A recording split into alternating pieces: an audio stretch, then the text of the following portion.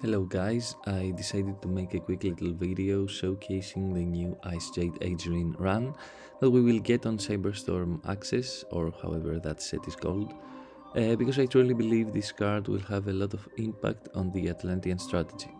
So, first of all, this card is a level 7 water monster, Aqua type, and it is a level 7 tuner at that. And this card is technically a Abystius. It says that you can discard one other Icejade card or water monster as a cost, then you can special summon this card from your hand, and then you can special summon one Icejade token, which is an Aqua water level 3, attack 0, defense 0. So far we have to note two things. First of all, actually three things. This card is a cost, so it can trigger Atlanteans. The second thing is that the token summon is optional. You'll see why I would say that it is optional, because it has a slight drawback. And also, if she summons a level 3 token and she's a level 7 tuner, she's a level 10 synchro for free. So afterwards, the drawback is that while the token is in the monster zone, the player who summoned it cannot special summon monsters from the extra deck, except water monsters.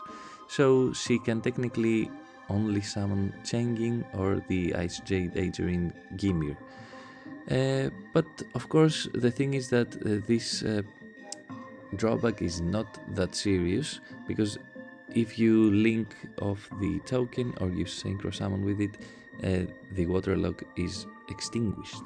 So the last part of the effect is for the Icejade strategy, and it says that if this card is obviously this is a once per turn, by the way, sorry about that, and this card's name becomes Icejade Sea Note Neon Cradle while it is equipped with an equip card. So if you equip A0 cases to this card, she becomes Sea Note Neon Cradle, and if you have Curse, for example, you have the full established lock the Icejade provide. Sorry. So what does this card do for our strategy? First of all, as I said, this is an Icejade Abystius technically, and the thing is that this card is actually searchable by Icejade Cradle, and Teos actually requires you to run two mediocre cards, those being Gund and Pike, whereas Rahn doesn't really do that. Also, Rahn once again triggers all of our Atlanteans, and the thing is that there can be extremely intricate combo lines using, for example, Rahn and Dragoons, or even Rahn and Diva, and so on.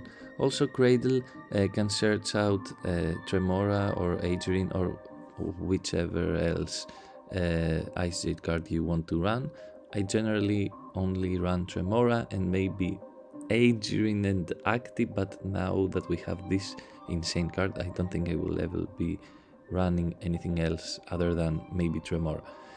So Cradle can technically search all of your Icejades, which is extremely great, but Cradle has a slight drawback, which is that you can add one Icejade monster from your deck to your hand with a different name from cards you control or in your graveyard.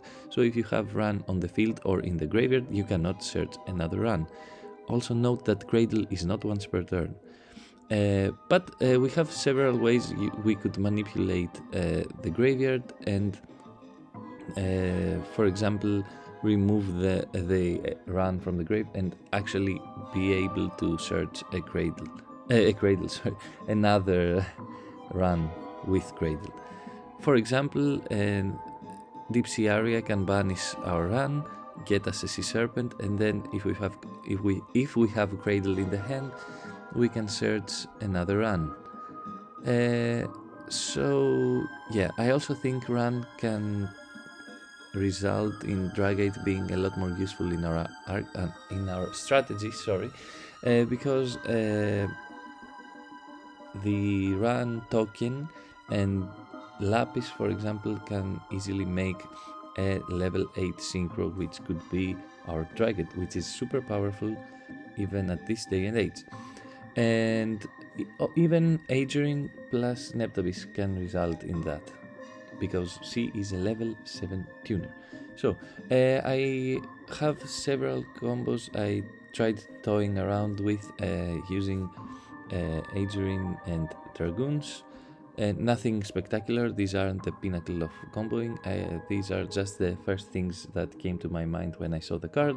And yeah, check them out. Thanks for watching and have a nice day.